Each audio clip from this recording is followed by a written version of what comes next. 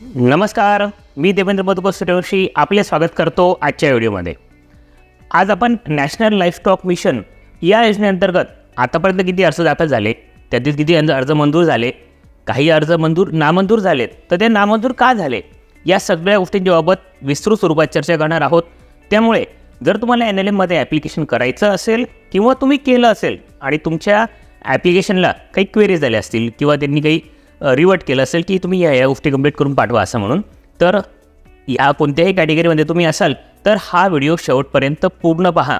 या व्हिडिओतून तुम्हाला बऱ्याचशा गोष्टींची माहिती मिळणार आहे की NLM योजनेअंतर्गत आपला अर्ज मंजूर होण्यासाठी काय केलं पाहिजे, त्याच्यामुळे आपला अर्ज मंजूर होईल। तर मग चला सुरू करूयात। नॅशनल लाईव्हस्टॉक मिशन ही केंद्र सरकारची योजना आहे जी राज्य शासनाच्या माध्यमातून राबवली जाते। या योजनेअंतर्गत आतापर्यंत जर आपण अंदाजित कॅल्क्युलेशन केलं तर आतापर्यंत 4,500 पेक्षा जास्त या योजनेअंतर्गत अर्ज दाखल झालेले आहेत। परंतु अर्ज जे मंजूर झालेत याचं प्रमाण जर बघितलं ते 5% सुद्धा नाही आहे। लक्षात घ्या, आतापर्यंत 4,500 पेक्षा जास्त अर्ज दाखल झालेले आहेत आणि जे मंजूर झालेत याचं प्रमाण हे 5% पेक्षा कमी आहे। बाकी उर्वरित 95% अर्ज हे नामंजूर झालेले आहेत किंवा त्या अर्जांना काही क्वेरीज आलेले आहेत, त्यांची अपूर्णता आहे, डॉक्युमेंट्स पूर्तता करण्यासाठी सांगितलेले आहेत। तर हे अर्ज नामंजूर का झाले, तसेच ज्यांना काही क्वेरीज आलेले आहेत त्या क्वेरीज काय असतात साधारणतः आणि त्यासाठी आपण काय केलं गेलं पाहिजे याविषयी आपण एक एक गोष्ट समजून घेऊयात। कोणत्याही योजनेअंतर्गत आपण जेव्हा अर्ज दाखल करत असतो तेव्हा अर्ज दाखल करतेवेळी त्या योजनेमध्ये आपलं सिलेक्शन होईल का नाही होईल यासाठी आपण त्याच्या पात्रता अटी या सगळ्या समजून घेतल्या पाहिजे। म्हणजे काय गोष्टींची पूर्तता केली तरच या योजनेअंतर्गत आपला अर्ज मंजूर होईल। फक्त उगाच ही योजना आहे, या योजनेअंतर्गत कोणीतरी आपल्याला माहिती सांगितली आणि आपण अर्ज करून द्यायचा, असं करून उपयोग होत नाही। त्याआधी त्या योजनेअंतर्गत काय पात्रता व अटी आहेत हे आपण समजून घेतल्या पाहिजेत। त्याच्यावरून आपण त्या योजनेमध्ये एलिजिबल होऊ का नाही हा विषय आपल्या लक्षात येतो। आता साधारणतः ज्या क्वेरीज आलेल्या आहेत त्या कुठल्या आहेत ते जर पाहिलं तर कुठल्या गोष्टींची पूर्तता होत नाही हे आपल्याला लक्षात येईल। यामध्ये ज्या क्वेरीज येतात त्यातल्या मी एक सर्वसाधारणप्रमाणे एक एव्हरेजली 10 क्वेरीज काढलेल्या आहेत की ज्या क्वेरीजवरून तुम्हाला लक्षात येईल की या गोष्टींची पूर्तता केली तर आपला अर्ज नक्कीच मंजूर होईल। त्यामध्ये आहे ट्रेनिंग सर्टिफिकेट नाही आहे, प्रोजेक्ट गाईडलाईनप्रमाणे बनवलेलं नाही आहे, म्हणजे जो काही आपण DPR दाखल करतो तो DPR हा गाईडलाईन्सप्रमाणे नाही आहे। स्वतःचा स्वहिस्सा कसं उभारणार याचं प्रूफ, याचं काही प्रमाण आपण त्यासोबत जोडलेलं नाही आहे। बँक गॅरंटी किंवा बँक कर्ज मंजुरी पत्र यासोबत आपण जोडलेलं नाही आहे। हा सगळ्यात महत्त्वाचा मुद्दा आहे, तो लक्षात घ्या।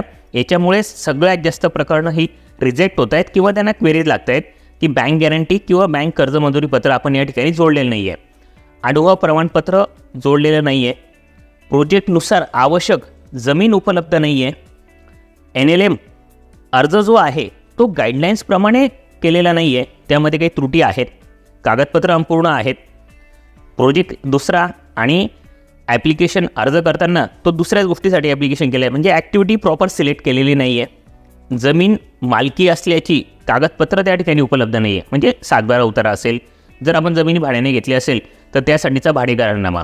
सर्वसाधारणपणे या क्वेरीज आहेत, या क्वेरीजमुळे NLMच्या ॲप्लिकेशन्स ही रिजेक्ट होतात किंवा त्यांना रिवर्ट केलं जातं, म्हणजे त्यांना पुन्हा सांगितलं जातं की तुम्ही या गोष्टींची दुरुस्ती करून पुन्हा अर्ज दाखल करा। याच्यातल्या बाकी सगळ्या गोष्टी पूर्तता होऊ शकतात, परंतु यामध्ये सगळ्यात महत्त्वाची गोष्ट आवश्यक असते आपला स्वहिस्सा कसा उभारणार याचं प्रूफ आपल्याला त्या ठिकाणी जोडायचं आहे आणि बँक गॅरंटी किंवा बँकेचं कर्ज मंजुरी पत्र हे आपल्याला या ठिकाणी जोडणं आवश्यक आहे आणि तरच या योजनेअंतर्गत आपली मंजुरी होईल। बाकी तुम्ही या योजनेअंतर्गत जर गोट फार्मिंगचा प्रकल्प करत असाल, पोल्ट्रीचा करत असाल किंवा जो काही करत असाल त्याच्या संदर्भात निगडीत असलेला तुमच्याकडे अनुभव प्रमाणपत्र असलं पाहिजे, हा एक महत्त्वाचा विषय। आणि तुमच्याकडे त्याचं ट्रेनिंग सर्टिफिकेट, म्हणजे तुम्ही गोट फार्मिंग करत असाल तर तुम्ही गोट फार्मिंगचं कुठल्या तरी मान्यताप्राप्त इन्स्टिट्यूटकडून ट्रेनिंग घेतलेलं आहे अशा स्वरूपाचं एक प्रमाणपत्र तुमच्याकडे असणं आवश्यक आहे आणि ते या ठिकाणी जोडावं लागेल। जर आपण या गोष्टी पूर्ण करू शकत असू तर आपला अर्ज हा नक्कीच मंजूर होईल। आणि लक्षात घ्या, तुम्ही ज्यांच्याकडून ॲप्लिकेशन करून घेत आहेत त्यांनी ते ॲप्लिकेशन व्यवस्थित केलं पाहिजे। दुसरी गोष्ट की तुमचा DPR हा व्यवस्थित NLMच्या गाईडलाईन्सप्रमाणे बनवलेला असला पाहिजे। जर तो बनवला असेल तरच साधिकच तुमचं प्रकरण मंजूर होईल। या सगळ्या गोष्टींची तुम्ही काळजी घेतली पाहिजे आणि काळजी घेतली तर नक्कीच NLM मध्ये तुम्ही जो काही अर्ज केलेला आहे तो मंजूर होईल। तुम्ही आतापर्यंत व्हिडिओ पाहत आहात याचा अर्थ असा आहे की तुम्हाला NLM अंतर्गत ॲप्लिकेशन करायचं आहे किंवा तुम्ही ॲप्लिकेशन केलं होतं परंतु काही कारणाने तुमचं ॲप्लिकेशन रिजेक्ट झालं किंवा रिवर्ट झालं, म्हणजे त्याला काही क्वेरी झालेले आहेत.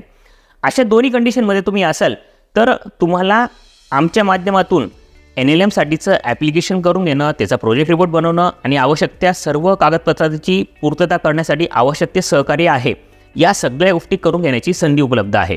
स्क्रीनवर दिलेल्या या व्हॉट्सअप नंबरवर किंवा या व्हिडिओची लिंक तुम्हाला ज्या व्हॉट्सअप मेसेजने आलेली आहे, ज्याच्याने तुम्हाला हा मेसेज आलेला आहे, त्या व्हॉट्सअप मेसेजवर, त्या व्हॉट्सअप नंबरवर तुम्ही आम्हाला मेसेज करा. आमचे प्रतिनिधी तुम्हाला आवश्यक ते सहकार्य करतील. साहजिकच आहे, ॲप्लिकेशन करण्याची, DPR बनवण्याची किंवा कन्सल्टेशनसाठीची प्रोफेशनल फी आम्ही घेणार आहोत. त्यासाठी तुम्हाला फीस पे करावी लागणार आहे. हा काही थोडीफार माहिती असेल तर नक्कीच आमच्याकडे उपलब्ध होईल, परंतु तर तुम्हाला आमच्या व्यावसायिक सेवा घ्यायच्या असतील तर त्यासाठी तुम्हाला साहजिकच फीस पे करावी लागेल. तुम्ही स्क्रीनवर दिलेल्या व्हॉट्सअप नंबरवर किंवा ज्या नंबरवरून तुम्हाला मेसेज आलेला आहे त्या व्हॉट्सअप नंबरवर तुम्ही मेसेज करा.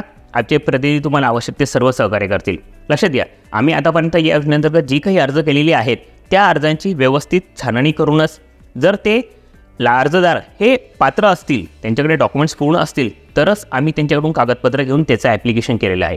ॲप्लिकेशन करण्याच्या आधी त्या योजनेअंतर्गत जे काही पात्रता अटी आहेत, जे काही आवश्यक कागदपत्र आहेत, त्या सगळ्यांची पूर्तता करून मगच या योजनेअंतर्गत आम्ही अर्ज केलेला आहे, जेणेकरून जे काही अर्जदार आहेत त्यांची फसवणूक होत नाही, त्यांना योग्य मार्गदर्शन मिळतं आणि सगळ्यात महत्त्वाचं, ज्यांनी ॲप्लिकेशन केलेले आहेत त्यांचे अर्जाचं सिलेक्शन होण्याचे प्रॉबिलिटीज या खूप मोठ्या प्रमाणावर असतात. जर तुम्हाला देखील आमच्या व्यावसायिक सेवा घ्यायची असेल तर तुम्ही आमच्याशी संपर्क करू शकतात. आजच्या व्हिडिओमध्ये एवढंच. या व्हिडिओतली माहिती तुम्हाला आवडली असल्यास, उपयुक्त वाटली असल्यास या व्हिडिओला लाईक करा, जास्तीत जास्त लोकांपर्यंत शेअर करा, जेणेकरून नॅशनल लाईव्हस्टॉक मिशन अंतर्गत कुठल्या अडचणी येत आहेत आणि त्या अडचणींवर मात कशी करायची ही माहिती त्यांच्यापर्यंत पोहोचेल.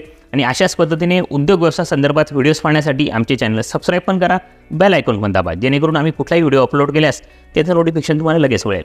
आपण हा व्हिडिओ पूर्ण पाहिलात यासाठी धन्यवाद.